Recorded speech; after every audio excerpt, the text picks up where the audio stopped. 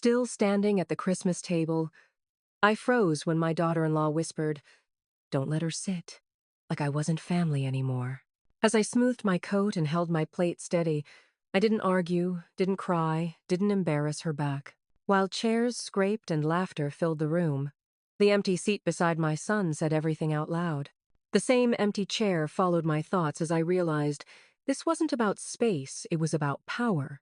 That's when I remembered the lawyer I'd met just days earlier and the paperwork already waiting.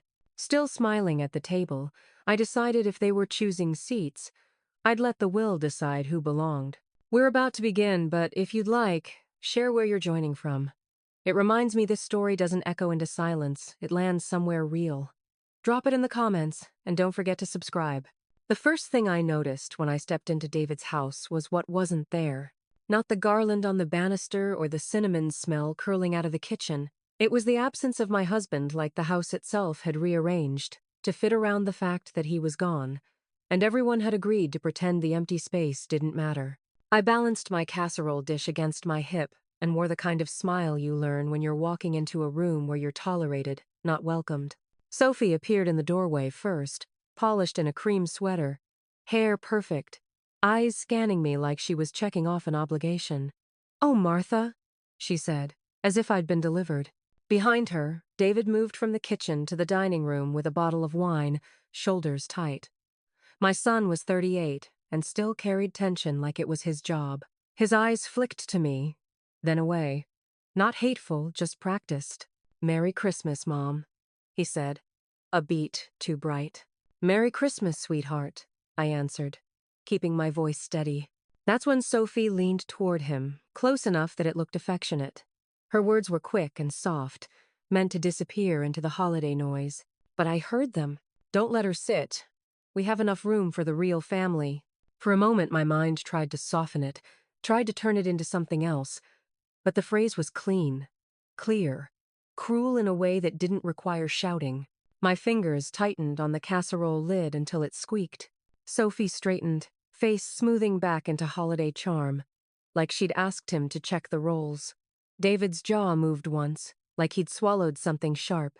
Then he looked anywhere but at me. Chloe appeared from the hallway, braid a little messy, cheeks pink from the warmth. She didn't hesitate, she hugged me the way she always did. Full contact, arms tight, chin tucked into my shoulder like she was claiming me. That hug nearly cracked the composure I'd brought with me. "Grandma," she whispered. "Hi, sweetheart," I said into her hair. "You look beautiful." From the dining room, Sophie's voice floated back, light and controlling. "Chloe hands. Dinner's in 10. Chloe loosened her arms and glanced toward the table. I followed her gaze. The dining room looked like a magazine spread. Red Runner, polished glasses, napkins folded into little trees. Place cards sat neatly at each setting. David, Sophie, Chloe, even Lori, my friend who hadn't arrived yet, was there in careful calligraphy. My name wasn't. I set my casserole on the counter and took my coat off slowly, folding it over my arm like dignity could be pressed into fabric. In the dining room, chairs scraped as people settled, laughter lifted, silverware clinked, and the table filled like a scene I wasn't written into. I drifted to the doorway and stopped, half in the light, half in shadow. Sophie noticed me and smiled wider, as if generosity cost her nothing. "Martha," she said sweetly, "you can just grab a seat wherever once everyone settles. Wherever. Like I was extra." David raised his glass without meeting my eyes. Chloe slid into her chair but didn't touch her fork. She kept looking at me. Confusion tightening her face like she wanted to speak but didn't know if she was allowed. My phone vibrated in my coat pocket. A message from Henry Parker, my late husband's estate lawyer, sent earlier that day. "Thinking of you today. If you need anything, I'm here." I stared at the screen until my pulse slowed. At the table, Sophie lifted her glass to toast. David followed. Chloe's hands hovered over her napkin, trembling. I slipped my phone back into my pocket and let my smile return, calm and complete. And in that calm, something inside me clicked quiet, precise, irreversible. Because I wasn't hungry. I was finished. I ate 2 bites of mashed potatoes that night and tasted nothing. Not because the food was bad, Sophie's table was always perfect, but because my body had gone somewhere else. I sat on a high stool at the kitchen island, chewing slowly while laughter drifted in from the dining room like it was happening in another house. The dining chairs scraped, glasses clinked, and I listened the way you listen to a party you weren't invited to. Chloe slipped in once, quiet as a thought. She held out a roll wrapped in a napkin like it was something precious. "Here," she whispered, eyes flicking toward the dining room. I took it and covered her hand with mine. "Thank you, sweetheart." She stayed for half a second longer than she should have, looking at me like she wanted to ask why adults did things that didn't make sense. Then Sophie called her name light, sharp, and Chloe hurried back, shoulders tight in a way no 12-year-old should carry. I stayed until it was socially safe to leave. Long enough to be thanked for coming. Long enough for David to pat my shoulder like I was a neighbor. Long enough for Sophie to kiss the air beside my cheek and say, "Drive carefully," as if kindness could erase cruelty. Outside, the cold hit my face, and I breathed it in like medicine. In my car, I sat with both hands on the steering wheel and let my smile drop in the dark. At home, the quiet wasn't peaceful. It was unfinished. I didn't turn on the tree lights right away. I set my keys down, hung my coat, and stood in the entryway until the stillness stopped feeling like an echo and started feeling like mine. Then I pulled out my phone and opened Henry Parker's message again. "Thinking of you today. If you need anything, I'm here." The old me would have said, "Don't bother him." The old me would have swallowed humiliation like it was manners. I tapped call. Henry answered on the second ring. "Martha?" His voice was warm, instantly alert. "Is everything okay? Can I see you tomorrow?" I asked, privately. A pause questions held back out of respect. "Of course. 10 a.m.? "Yes," I said. And then, because I was done pretending this was small, I added, "It's time I handled a few things." "I'll be there," he said. "Coffee's on me." After I hung up, I went to my bedroom and opened the drawer I avoided. Inside was a thin leather journal with a cracked spine, years of my life pressed into ink. I sat on the edge of the bed and flipped through pages filled with sacrifice dressed up as love. Extra shifts, skipped vacations, little yes decisions that had piled into a lifetime of being useful. One entry made my throat tighten. David asked if we could help with the down payment. I said yes before he finished the sentence. I'm proud of him. I'm proud of us. Proud of us as if the giving had been shared equally. I closed the journal and stared at the wall until my breathing evened out. Boundaries weren't punishment. They were definition. They were the line you drew around your own life so no one could keep moving you to the edge. The next morning I dressed with intention. Dark coat, pearl earrings, lipstick that made me look awake. Henry's office smelled like paper and coffee, grounded and ordinary. He met me with concern in his eyes, and a legal pad already open. "What do you need?" he asked gently. "I want to revise my will," I said. "And I want it clear that Sophie doesn't get to decide my place in this family anymore." Henry blinked once, surprised, then nodded slowly. "Okay," he said. "Then we do it properly." As he slid a blank document toward me, my phone lit up with a new text from David. "Mom, can we talk today?" Sophie's upset. I stared at it, felt the old instinct to soothe rise, and set the phone face down. Then I picked up the pen. Henry didn't treat my request like gossip or grief. He treated it like a decision. He set his pen down gently. "When you say you want it clear," he asked, "do you mean financially or structurally?" "Both," I said. The word came out steadier than I felt. "I'm tired of being managed." He nodded, eyes careful. "Then we build something that holds up." We went through the basics: assets, beneficiaries, prior paperwork, ordinary questions that made the room feel safe. But under that safety, I stayed sharp. I kept seeing that glossy dining table, my name missing like someone had erased it. "What are you trying to protect?" Henry asked. "My peace," I said. "And my place. Not at their table," I swallowed, "in my own life." He leaned back slightly. "Then tell me what that looks like." I hesitated. "Then let the truth be plain. I want it written down. If I'm hosting or funding a family event holidays, Birthdays? Then I'm not treated like an afterthought. I won't attend any gathering where I'm told to sit wherever. I want an assigned seat at the table. A chair. A place. Henry's pen moved. Specific, he murmured. Like that mattered. And Sophie? He asked carefully. What do you want regarding her? I don't want her speaking for me, I said, or deciding whether I'm included. If there's any question about my presence, it comes to me directly. No gatekeepers. Henry nodded once. Firm. We can draft a clause that limits her authority in any matter involving your estate, and we can tie certain gifts or support to conditions you define written in neutral language. Tie it to something that mattered to them. That was the point. They didn't listen to feelings. They listened to consequences. Yes, I said. Do it. By the time I left, the winter sky looked washed clean. In my car, I sat for a moment with both hands on the wheel, breathing like I'd finally stepped out of a room that had been suffocating me for years. That afternoon, Chloe knocked. When I opened the door, she stood there with her backpack still on, cheeks red from the cold, eyes scanning my face like she was checking for damage. You look different, she said. Different how? She fidgeted with her sleeve. Like you're not melting. The word hit harder than Sophie's whisper ever could. Chloe had been watching me dissolve to keep everyone else comfortable. I made her cocoa extra marshmallows and she held the mug like an anchor. Dad said you're mad, she whispered. I'm not mad at you, I told her. I'm just done being treated like I'm optional. The doorbell rang. When I opened it, Henry stood there with a slim envelope. I didn't want to email this, he said quietly. Too sensitive. He handed it to me. This is the draft. Read it carefully. Once you sign, it changes what they think they can do. Behind me, Chloe watched the envelope like it was dangerous. My phone buzzed on the counter with a new text from David. What did you do?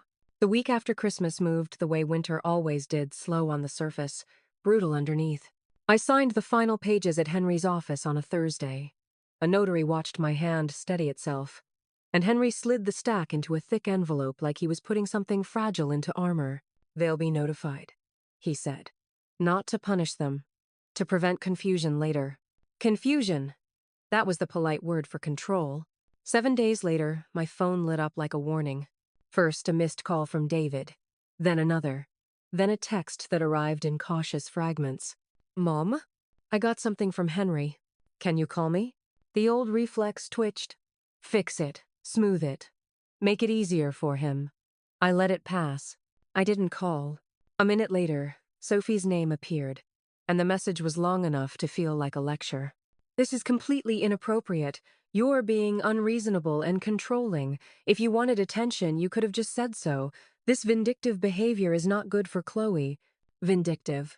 I stared at the word until it stopped looking like language and started looking like a label she'd pressed onto my life. Then I set the phone down and made tea. The kettle's whistle filled my kitchen, bright, ordinary, mine. When I checked again, there were voicemails. David sounded strained. Mom, please, just call me back. Sophie was sharper, louder, like she was speaking to an audience. Martha, this is absurd. You're punishing your family over a misunderstanding. I'm not letting you manipulate David or Chloe. Then David again, quieter. Can we talk? Just you and me? I listened without answering, letting their panic hit the wall of the boundary I'd finally built. 2 days later, Chloe showed up after school.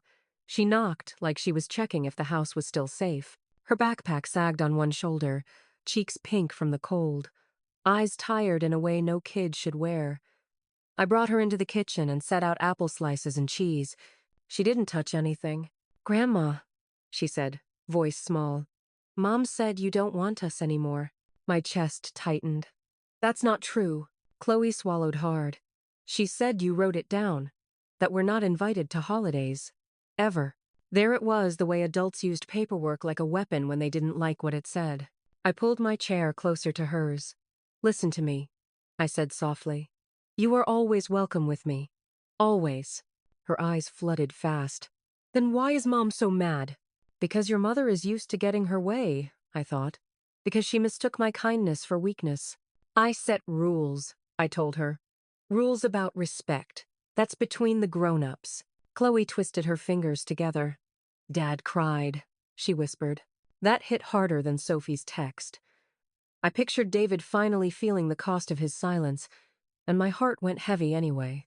Chloe lifted her eyes again. He said he might come here tonight. Something in me went still alert, ready, because the next knock wouldn't be a child seeking comfort. It would be my son demanding answers.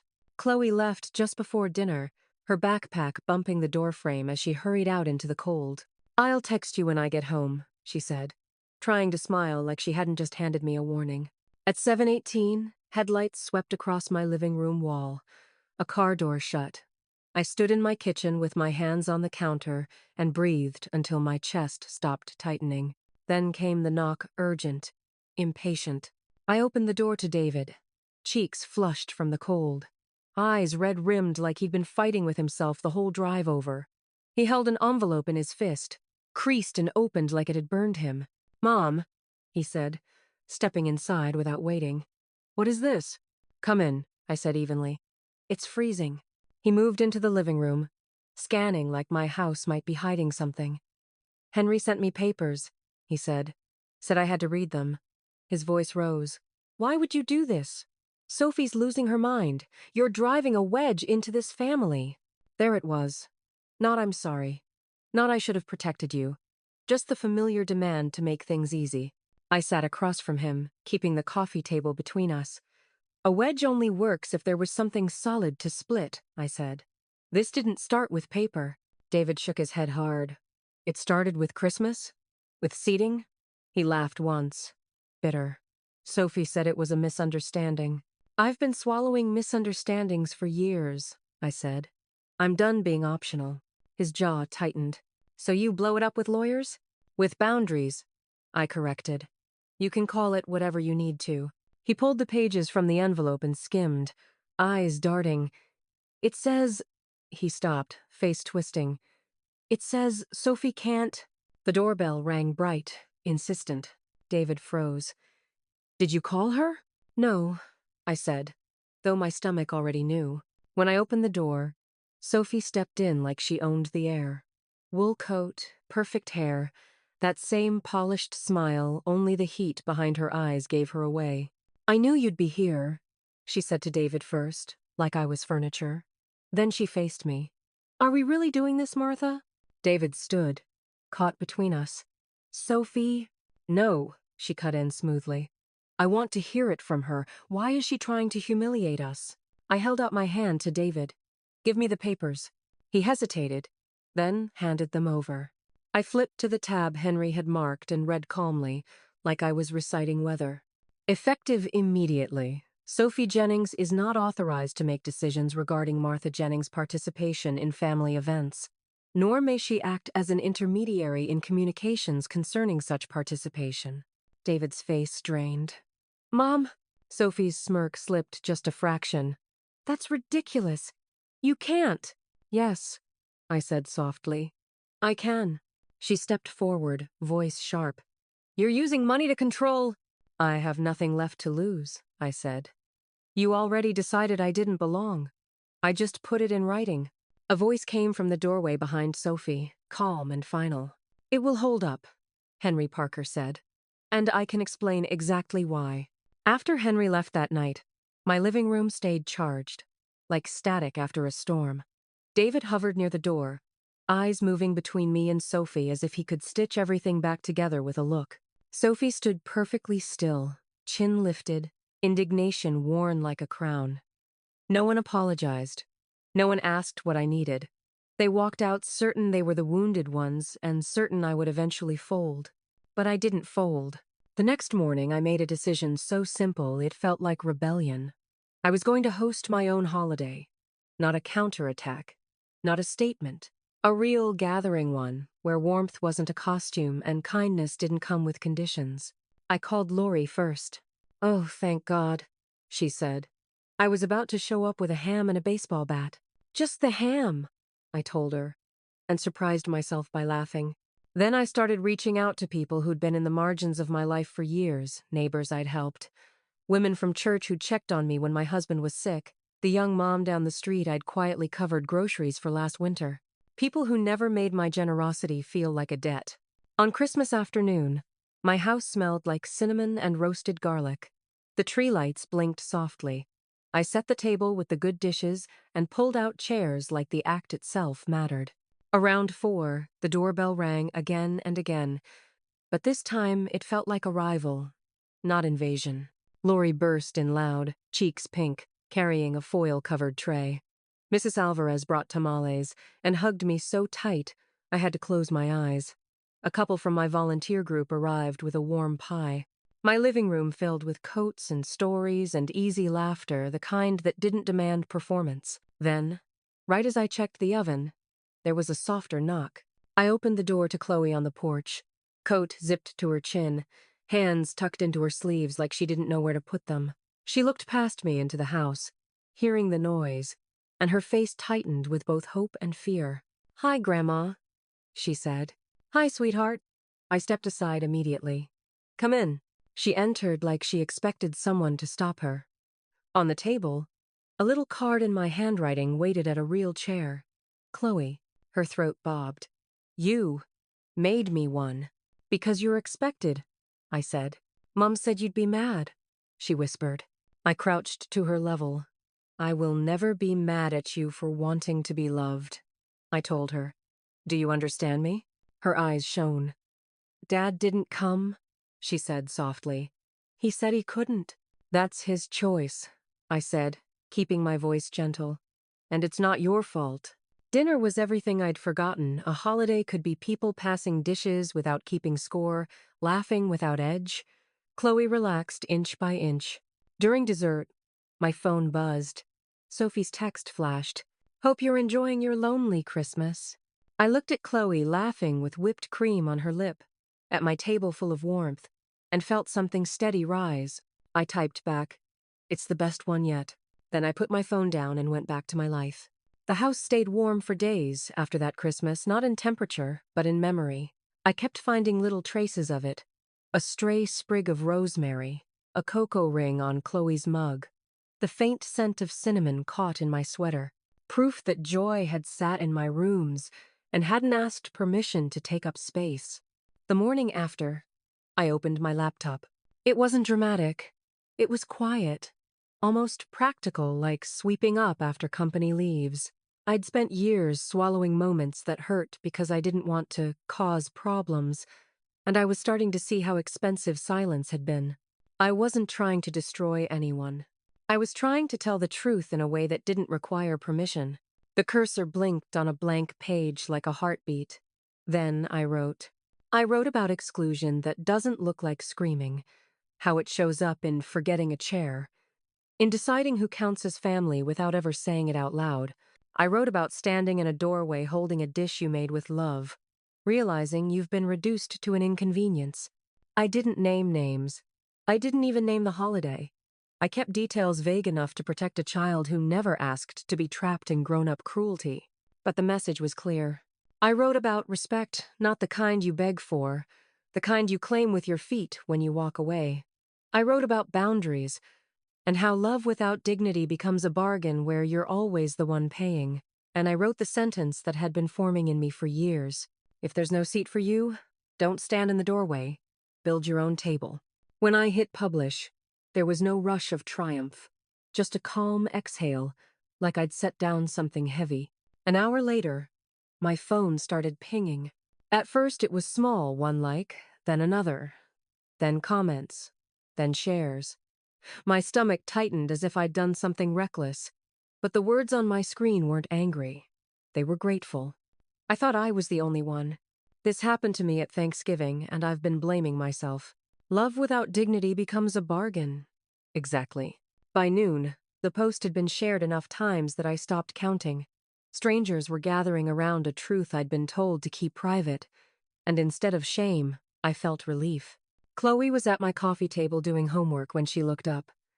"Mom's mad," she said quietly. "She said you posted private stuff." My heart tightened. "Did you read it?" Chloe nodded. Her eyes shone. "It was true," she whispered. Then, like the words escaped before she could stop them, I want to be like you. I reached for her hand. You already are, I said. You see things. That matters. My phone buzzed again, Sophie. That post was hurtful and disrespectful. You have no right to air family business. I stared at it, feeling how quickly she turned from gatekeeper to victim when control slipped. I didn't respond. Then my screen lit up with a call. David. I watched his name glow, my pulse ticking louder. The old instinct to smooth things over rose, then faded. I answered. David. His voice was low, strained.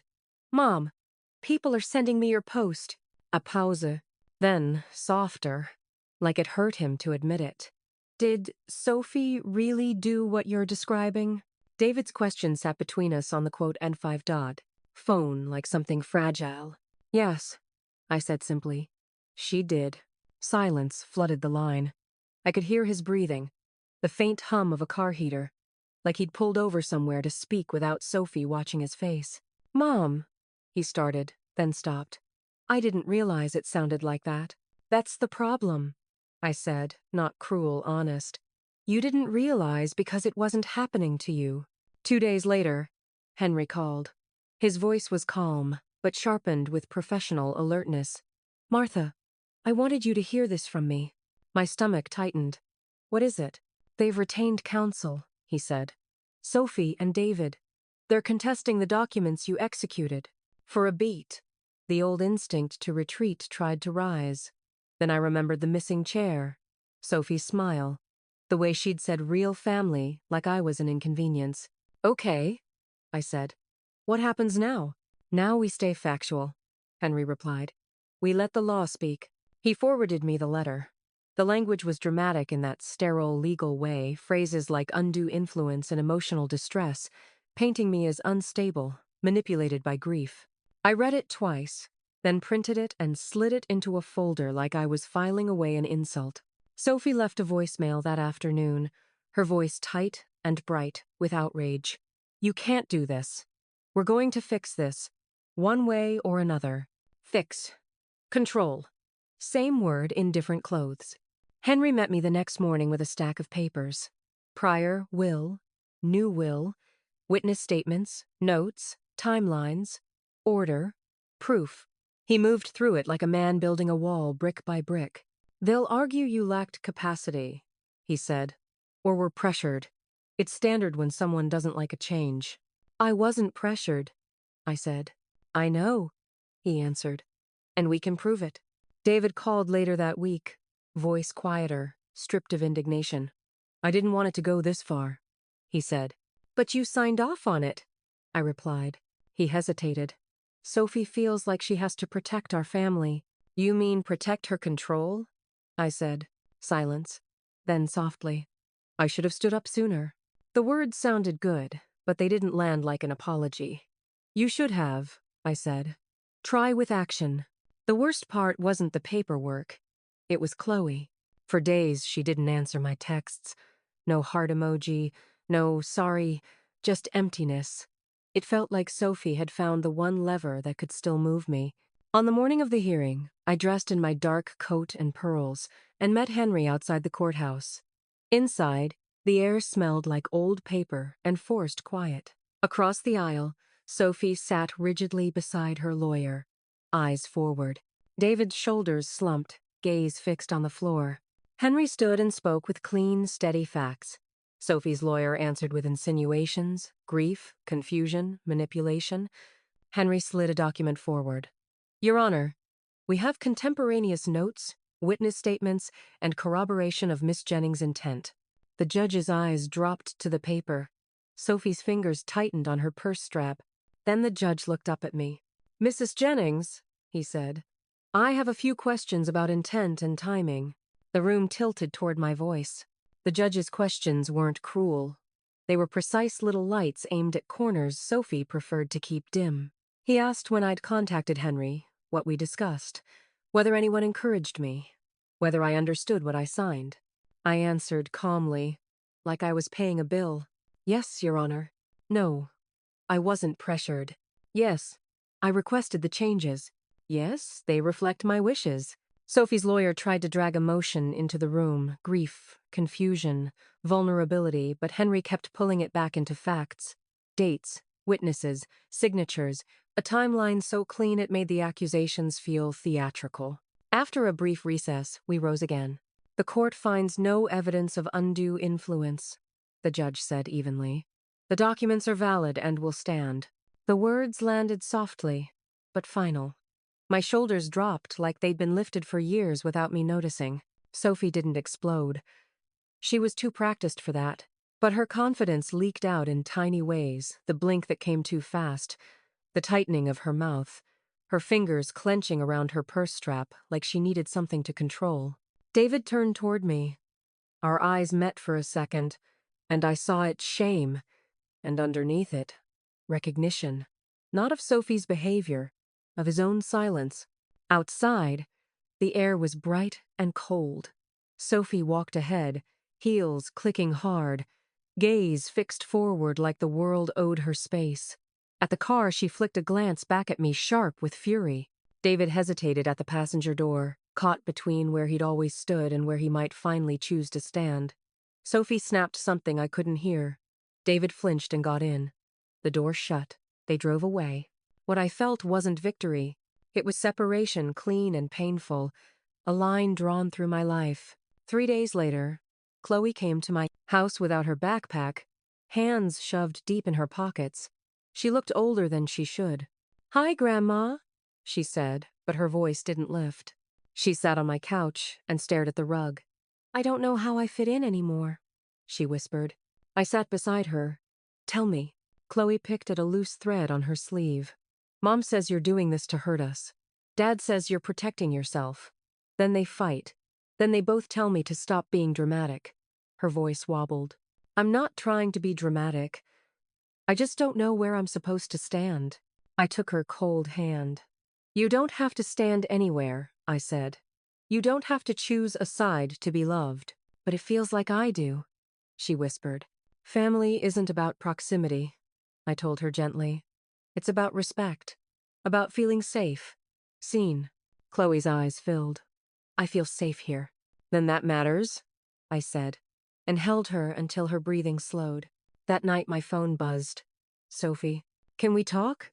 Just us. I think we got off on the wrong foot." I stared at it, thinking of Chloe's voice. Where am I supposed to stand? I typed back, steady. "If you want to communicate, do it through Henry." A minute later, Sophie replied, "You're really going to do this?" I didn't answer. The next morning, Henry called. "Martha," he said, voice careful. "I need you to come in today." Something else came across my desk. My stomach tightened. "About what?" A pause then. "Your husband's original estate.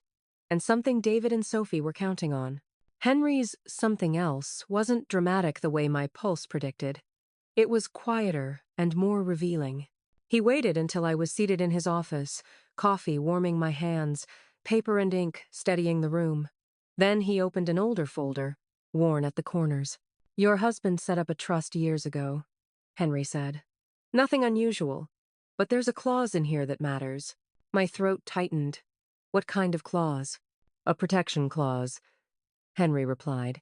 "If beneficiaries pressure or mistreat the surviving spouse, the trustee can restrict distributions.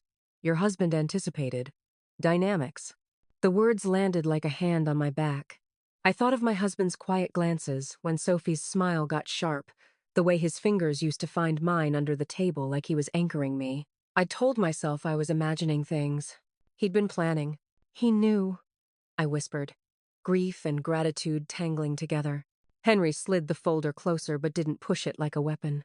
"I'm not suggesting retaliation," he said. "But you should know it exists. And David should know too." I left his office feeling lighter, not because I wanted to take anything from my son, but because I finally understood I hadn't been crazy to feel cornered. Someone had seen it early enough to build me an exit. That weekend, Chloe and I spent a day that wasn't about conflict at all. We went to a small coffee shop that smelled like toasted sugar and espresso. Chloe ordered hot chocolate without apologizing for it. We sat by the window watching people hurry past with red noses and shopping bags. "What happens now?" she asked. tracing the rim of her cup. Now we breathe, I said. We do normal things. We let time show us who's willing to change and who only wants things to go back to the way they were. Chloe stared down at her cocoa. Mom keeps saying she misses you. I kept my voice gentle. Does she miss me? Or does she miss access to me? Chloe blinked, thinking hard. I don't know, she admitted. That's okay, I said. It's not your job to solve her feelings. Later, we walked through a little craft market in the park. People I knew waved. Someone thanked me for my writing. Chloe listened as strangers spoke to me with respect, and I watched her absorb it like sunlight. When I got home, Sophie had sent 3 messages. One sounded sweet. I want peace. The next tried guilt. Chloe is hurting. The last was desperation dressed as compromise. Come for dinner. I'll make it comfortable. Comfortable. Like a chair was a favor. I didn't reply. I forwarded them to Henry and went back to folding laundry. That night, David called, voice low and raw. Mom, I should have stopped it. A long time ago. Yes, I said softly. I thought staying neutral would keep things calm, he admitted. Neutral isn't harmless, I told him. It's a side when someone's being hurt. He breathed, heavy. I'm sorry. I accept your apology, I said. And I'm still keeping my boundaries. After we hung up, my phone buzzed with a message from Henry. David asked for a copy of the trust file. He says he wants to understand what his father intended. I stared at it, hope and dread twisting together. Because if David read those pages, he wouldn't just learn about money. He'd learn who his father was protecting and why. The invitation came in my email on a Tuesday morning, tucked between a grocery coupon and a dentist reminder. A local women's center was hosting a community night on family dynamics and respect. They wanted a speaker, someone willing to talk about boundaries without turning it into gossip. My first instinct was to shrink. Who am I to speak? Then I thought of the messages under my blog post, the way strangers had written. I thought I was the only one. I thought of Chloe watching me, learning what women accept. So I replied, yes. The night of the event, I adjusted my pearl earrings in the mirror not because pearls made me brave, but because they reminded me I was still myself. Chloe came with me, hands folded in her lap as streetlights slid across the windshield. Are you nervous? She asked. A little, I admitted. She nodded like she understood. Good, she said quietly. That means it matters. The community center was warm and plain folding chairs, a small stage, a table of water pitchers. People trickled in wearing winter coats and cautious expressions, the kind you wear when you've been hurt and you're not sure a room will hold you safely. Then I saw Sophie and David. They entered together and paused near the door, like they'd walked into the wrong movie. Sophie's coat was immaculate, posture straight, chin lifted, like she'd come to evaluate me. David's shoulders were hunched, gaze down. They didn't sit together for long. Sophie chose an aisle seat near the front, and David drifted to the back by the wall. The space between them looked like a confession. When my name was announced, it echoed through the microphone, Martha Jennings, and my throat tightened with the weight of being seen. I'm not here as an expert, I began. I'm here as someone who learned late that kindness without boundaries can become a trap. The room went quiet in the way it does when truth enters. I spoke about how exclusion rarely comes with screaming. It comes in subtle edits, your name left off a list, your voice redirected through someone else, your presence treated like a favor. I spoke about how we tolerate small humiliations because we're afraid of losing the bigger connection. And then one day, I said, you realize you've been paying for love with your dignity. Heads nodded. A woman in the second row wiped her eyes. I thought silence was peace, I admitted. I thought if I didn't make waves, I wouldn't be hurt. I let the pause settle. But silence doesn't protect you, I said. It protects the person hurting you. Then I delivered the line that had become my spine. Respect isn't earned through silence, I told them. It's demanded with action. Applause rose, first scattered, then rolling. People stood. I felt it like warmth. In the back, David stood too. He didn't clap loudly, he just looked at me, shame and apology in his eyes. I didn't break focus. Not because I was cold, because I was done centering him in my healing. Afterward, People lined up to speak to me. Chloe stayed close, quietly proud. Across the room, Sophie watched, jaw tight. Then she started walking toward me, fast enough that people turned. Chloe's fingers slid into mine. Sophie opened her mouth, ready to say something in public she couldn't take back. Sophie's voice didn't come out loud. It came out tight, controlled, like she was forcing it to sound reasonable. "I think it's really inappropriate," she said, stopping a few feet from me while the line of people pretended not to listen. "To talk about private family matters like that. In public." Chloe's fingers curled harder around mine. I didn't flinch. "I didn't say your name," I replied evenly. "If it feels personal, that's something to sit with." Sophie's nostrils flared. "So you're just going to turn everyone against us?" "Against you?" I asked softly. "No. I told the truth about what exclusion feels like. If people recognize it, that isn't my doing." Her face shifted mask back on. She gave a brittle little laugh. "Congratulations. You've made yourself a following." Then she turned and walked out, boots clicking fast, as if speed could protect her from shame. David didn't follow right away. He hovered near the back, watching Chloe lean into my side like it was normal. When the crowd thinned, he approached carefully. "Mom," he said, voice low. "Can we talk?" "Not here." I could have said yes. The old Martha would have, because she believed being needed was the same as being loved. But I looked at Chloe and felt my spine hold. "Not tonight," I said gently. "Tonight was for this." David swallowed. I want closure." "I don't," I said, not harsh, true. "I needed protection. I've handled what I needed to handle." His face tightened, like he wanted to argue for a place in my healing. "I love you," I added, because I did. "But I'm not waiting for your approval anymore." He nodded once, small and pained. "Okay," he whispered, like he'd never heard that sentence spoken to him before. In the weeks that followed, something in me unclenched. I stopped replaying Christmas, not because it didn't hurt, but because I refused to keep living inside the worst moment. When the women's shelter downtown asked if I'd volunteer mentoring, listening, life skills, I said yes, before fear could talk me out of it. The first day, the lights were too bright and the hallway smelled like bleach and cheap coffee. But the women in the room carried stories I recognized in their shoulders. Braced, careful, exhausted. I didn't preach. I just offered what I'd learned the hard way, that respect isn't a reward. It's a requirement. A young woman named Tasha stared at me afterward and said, "So you just walked away?" I walked toward myself. I corrected quietly. Chloe started coming by after school, sometimes twice a week. She'd drop her backpack by the door and head straight for the kitchen like my house was her second set of lungs. We cooked simple things: pasta, chili, cookies when she needed sweetness without asking for it. She told me her parents' house felt tight lately, like the walls were listening. Sophie stayed distant. No apologies, no demands, just absence with sharp edges. I let that be hers. One evening, Chloe said casually over homework, "Dad's sleeping on the couch now." My pen paused mid-grocery list. "He says they're working on things," she added. "But he looks tired." My phone buzzed while I sat with that. A message from David. "Mom, I read Dad's trust file. We need to talk. It's not what Sophie told me it was." David's text sat on my screen for a long time before I answered. Not to punish him, because I'd learned the difference between urgency and importance.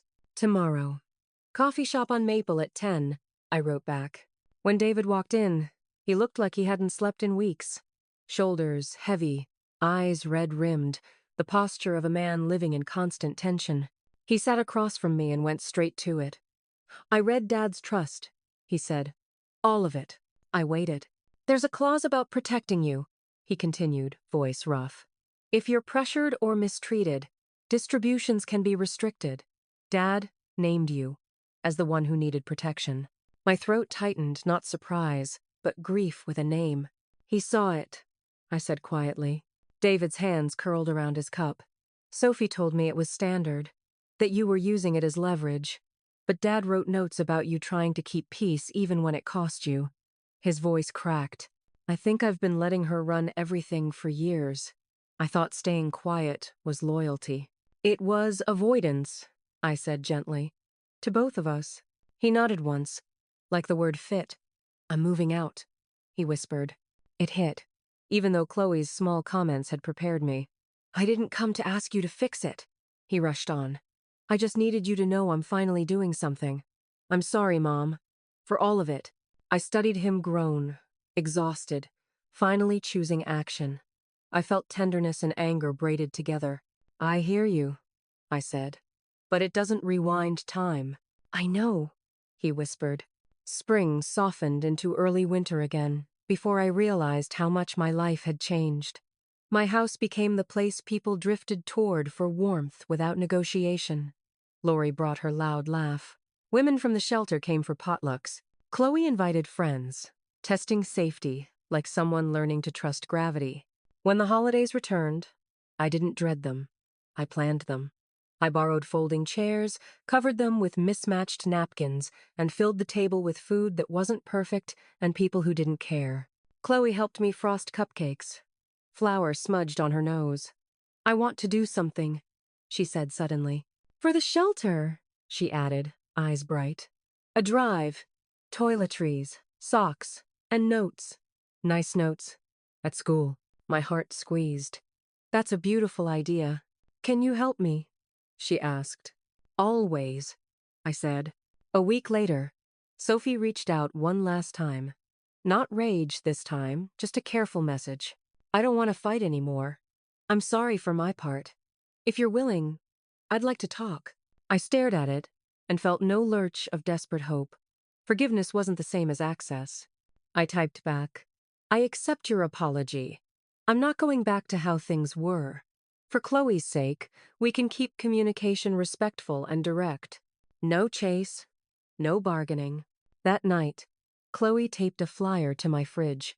Hope Kits Drive, asked Chloe Jennings, with a little heart. I smiled at it, proof my life was spreading outward. Then my phone buzzed. Sophie again. David told me what was in the trust. You knew he'd do this to me, didn't you? Sophie's message sat there, sharp and baited, like she wanted me to bite down and bleed. You knew he'd do this to me, didn't you? I read it once, then again. Long enough to notice what wasn't in it, no apology, no ownership, no concern for Chloe. Just blame dressed up as a question. I didn't answer. Instead, I walked into the kitchen and looked at the flyer Chloe had taped to my fridge, her handwriting big and brave. Hope Kits Drive! Ask Chloe Jennings! The little heart at the bottom looked like a period at the end of a sentence I'd been trying to finish my whole life. I made tea and let the silence be quiet on. Purpose. That's what healing felt like, I realized. Not fireworks, not closure. Just the absence of needing to prove myself to people committed to misunderstanding me. Weeks passed, then months, and my life kept filling in around the empty spaces I'd once tried to beg my way back into. The shelter became a rhythm Tuesday evenings, Thursday mornings. Women who used to sit with their shoulders hunched started sitting up straighter. They asked questions about bank accounts, leases, restraining orders, job applications. They laughed sometimes, tentatively, like laughter was a skill they had to relearn. And Chloe, sweet Chloe, found her voice in the middle of all of it. The school drive started with a cardboard box and a hand-drawn sign. Then another box. Then 5. Teachers started emailing parents. Kids wrote notes on bright paper. You matter. You're not alone. We're cheering for you. When Chloe brought the boxes to the shelter in the back of Lori's SUV, she stood in the doorway like a tiny leader, giving instructions without apologizing for taking up space. One of the women, older than me and worn down by years, stared at Chloe and whispered, "Look at her." Chloe heard it. She smiled anyway. Afterward, in the parking lot, she said, "Grandma, can I speak at the next community night, like, with you?" My heart swelled so hard it almost hurt. "Yes," I said. "If you want to." "I do," she said simply. "Because people should know." Somewhere, in that same stretch of months, I started writing again, but not like the blog post. This wasn't an exhale. This was a build. At first, it was just notes in a spiral notebook. Phrases women had said at the shelter. Questions Chloe asked. Truths I wished I'd been taught at 20 instead of 60. 2. Then those notes became chapters. Then chapters became a draft. I wrote in the mornings when the house was quiet, my coffee steaming beside the keyboard. I wrote about the way boundaries feel like betrayal to people who benefited from your lack of them. I wrote about grief and guilt, about being the nice one until nice becomes invisible. I wrote about the moment you realize your silence has been financing someone else's comfort. Lori read the first few chapters and slapped the pages with her palm. "This is a book," she said, eyes bright. "Not a diary. A book." I laughed like she was exaggerating.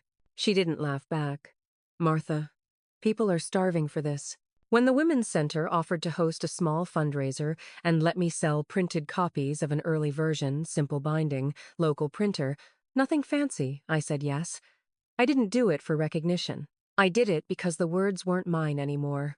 They belonged to anyone who needed them. The night of the fundraiser, I stood beside a table stacked with my little paper-bound booklets, Build Your Own Table, printed on the cover in plain black letters. People lined up, not for me, but for what I'd put into language. I signed copies with shaky hands that steadied as I went. Chloe stood next to me, handing out bookmarks she'd designed herself. At one point, she leaned close and whispered, "You're like famous." "I'm not famous," I whispered back. "You're important," she corrected. And there it was, my legacy forming not from what my family took, but from what I chose to give. David came too. He stood in the back for most of it, watching like he didn't feel he deserved a front row seat. When our eyes met, he nodded an apology he kept on a loop inside his body. A regret that didn't know where to go now that I'd stopped carrying it for him. Afterward, he approached, hands shoved deep in his pockets. "It's good," he said, voice thick. He swallowed. "You're doing something real." "Thank you," I said, and meant it. But I didn't invite him into my peace. That was the boundary. Gratitude without access. Then my phone buzzed while I was packing up the table. Sophie. A single message, neat and controlled, like she'd drafted it with a lawyer. "Truce? For Chloe. Coffee. No lawyers. Just us." I stared at the screen, surprised by how little it moved me. A year ago, I would have rushed toward it like a lifeline. I would have treated it as proof that my suffering had earned me a seat. Now it felt like what it was, an attempt to regain footing. I walked outside into the cold night air, away from the noise of the fundraiser, and called Henry not because I needed him to fight, but because I liked how steady his voice was when the world tried to tilt. "You don't have to respond," he reminded me. "I know," I said. I ended the call and went back inside, where Chloe was laughing with Lori and two women from the shelter, her cheeks flushed with joy and confidence. That's when I understood the final truth of freedom. You don't negotiate with people you've already outgrown. I typed a response to Sophie, short and clean. "No. Keep it respectful for Chloe. That's all." She replied almost instantly, as if she'd been waiting with her finger over the screen. "So you're just going to erase me? After everything?" I looked at my little stack of books, at Chloe's bright bookmarks, at the line of women still talking like they'd found home inside a community center. I wasn't erasing Sophie. I was releasing her, and for the first time, I felt it fully, completely. I was already healed. My phone buzzed again, this time a number I didn't recognize. A text with a photo attachment. When I opened it, my breath caught. It was a picture of Chloe's school project board, her Hope Kits drive, covered in sticky notes. And in the center, written in thick black marker, "Don't let her sit." Underneath it, someone had added, "We pull up a chair." The photo of Chloe's project board stayed with me like a song you can't stop hearing. Don't let her sit. The cruelty of it. Pulled out of a private whisper and pinned to bright poster board for a school hallway, should have made me crumble. Instead, it did something else. It turned that moment into a lesson bigger than Sophie ever intended. Chloe didn't know who'd written it. The number that sent the photo never replied. Maybe it was a kid repeating what they'd overheard at home. Maybe it was a parent who recognized the story and wanted to warn me. Maybe it was Sophie trying one last time to make shame crawl back under my skin. But the line underneath told the truth of what my life had become. We pull up a chair. Chloe came over the next day with her shoulders squared and her jaw set like she'd decided fear didn't get to run her anymore. "They're talking about it at school," she said, dropping her backpack by the door. "Some kids were mean, but—" She hesitated, then pulled out a stack of sticky notes from her pocket. "They added these," she said. I took them with careful hands, as if paper could bruise. One said, "My grandma lives with us. She's the best." Another, "No one gets left out." Another, written in messy letters, "Chairs are for everyone." I swallowed around the tightness in my throat. "You did this," I told her softly. Chloe shook her head. "You did," she said. "You just didn't know it." A month later, the Women's Center called and asked me to attend their annual community recognition night. I assumed they wanted me to speak again, or sign a few books, or stand near the door and smile politely. I didn't realize they were giving me an award until I walked into the room and saw my name printed in bold on the program. Martha Jennings Community Advocacy Award. The room was dressed up in a way that made me laugh. White tablecloths, centerpieces made of winter branches and small lights, a rented microphone that squealed every time someone adjusted it. It wasn't glamorous. It was heartfelt, and somehow that felt better than anything fancy. Lori arrived, wearing a blazer she hated and a grin she didn't bother hiding. "If you cry," she warned, "I'll cry, and then we'll both look like raccoons." "I'll try not to," I promised, already failing. Chloe sat at our table in a simple dress, hair braided neatly, the posture of someone learning what it means to be proud without apology. She'd insisted on bringing a small box of hope kits to display near the center's donation table, like she couldn't walk into this room without contributing. When the director stepped up to the microphone, the room quieted. She spoke about the shelter, about new programs, about community partners. Then she said my name. "As a widow, a mother, and a woman who refused to be erased," she began, and my throat tightened immediately. "Martha Jennings has helped build a language of dignity for people who thought they had to stay silent." Applause rose, warm and steady. I stood and walked to the front, knees a little wobbly, palms damp. The director handed me a glass plaque. It wasn't heavy, but it felt like it carried 1,000 hands. As I turned toward the crowd, I saw David near the back of the room. He stood alone, not beside Sophie, not beside anyone. His shoulders were slumped, his face older than it should have been, regret carved into him in quiet lines. When our eyes met, he didn't try to smile. He just nodded in acknowledgement that felt like the truest apology he had left. Sophie wasn't there. For a moment, my old self would have looked for her anyway, like pain is a habit, but my gaze didn't search. It didn't need to. Her absence wasn't a wound anymore. It was proof of my freedom. I stepped to the microphone. My hands trembled once, then steadied as I wrapped my fingers around the edge of the podium. I didn't have a speech prepared. Not in the polished way some people did. What I had was a truth that had been building for years. "I used to think keeping the peace was my job," I said, and my voice carried clean across the room. "I thought if I stayed quiet, I could keep my family together." A few people nodded like they'd lived that sentence. "But silence doesn't keep you safe," I continued. "It just keeps other people comfortable." I looked out at the faces, women from the witch shelter, volunteers, neighbors, teenagers sitting with their parents, and I saw myself, scattered across the room in different ages and stories. "I learned that family isn't who can claim you," I said. "Family is who respects you." The room held still. "And if you've ever been told there isn't a seat for you," I added, voice steady now, "build your own table, pull up your own chair, and invite the people who show you they deserve to sit beside you." The applause that followed wasn't polite. It was the kind that shakes something loose in your chest. Afterward, people came up to hug me, to thank me, to tell me they'd started saying no, started leaving rooms that made them feel small. Chloe stood beside me like a little lighthouse, greeting adults without shrinking. One woman crouched to Chloe's height and said, "You're the Hope Kits girl." Chloe smiled, bright and fearless. "Yeah," she said. "We're doing it again next month." She said, like the work was already hers too. Later, when the room began to empty and Lori went hunting for leftover cake, Chloe slipped her hand into mine. I want to run a meeting someday, she whispered. You will, I said. And I believed it. As we walked to the car, the cold air hit my face, sharp and clean. The glass plaque was tucked under my arm.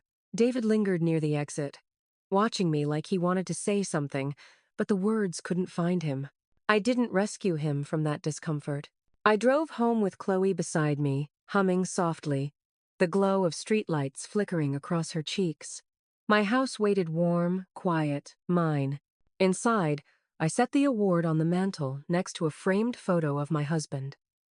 I touched the edge of the frame gently, imagining what he'd say if he could see all of this. Then I looked at my dining room table, scuffed now, expanded by extra leaves and borrowed chairs, surrounded by the kind of life Sophie never understood. I felt the peace settle fully, like it had finally found its home in my bones.